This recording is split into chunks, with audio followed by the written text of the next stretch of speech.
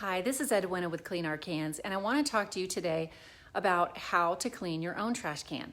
So I'm sure you're thinking, why in the world would I want to tell you how to clean your own trash can? Because people pay us to do that. But the truth is sometimes people can't use us, or they just are never going to use us, and that's fine. I actually want to be a resource, and I want to help you as well. So here's how we do it and why it's effective. And then I'll tell you how you can do it to make it the most effective for yourself. What we do is we use a system that's automated, and it has hot water, and we use super high pressure, and we use green soaps and degreasers, and then we actually capture the water so it's not going into the storm drains. So if you're gonna do this yourself, it will be quite a bit different, but it can be done. What you'll need to do is, well, there's a few ways, but if you're going to use bleach, which, like I said, the city ordinance does say do not pour bleach down the storm drain, so be careful with that, because you're gonna have to pour that out somewhere. But bleach will kill bacteria. It's still not the best way to kill the bacteria, and it won't kill all of it, but you can get a lot of it out of there. And bacteria is what is causing the horrible odors and the bad smell in your trash can that's probably most concerning to you.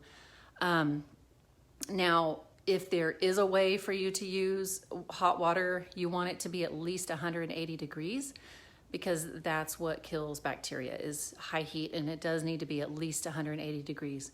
We use 190 degrees, so we go a little bit higher, and just to make sure we really get the job done. Now, if you're gonna pour the bleach in there and pour some water, you of course let it set, and just get a long scrub brush, something with a really long handle. You can get in there and scrub. There are a few other things you could use, like ammonia.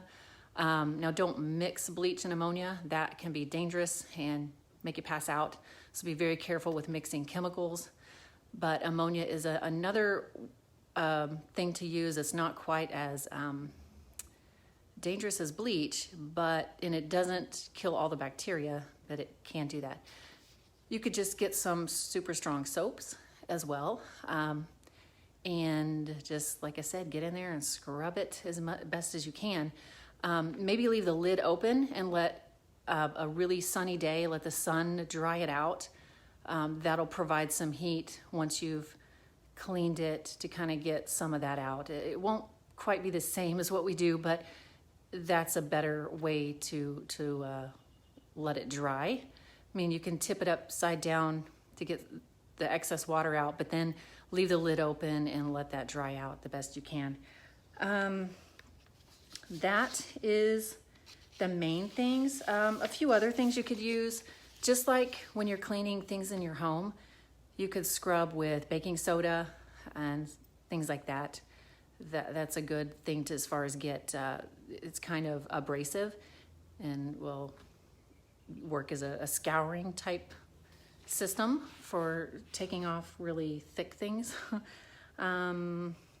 Hydrogen peroxide, but again, be careful. You would need to use quite a bit.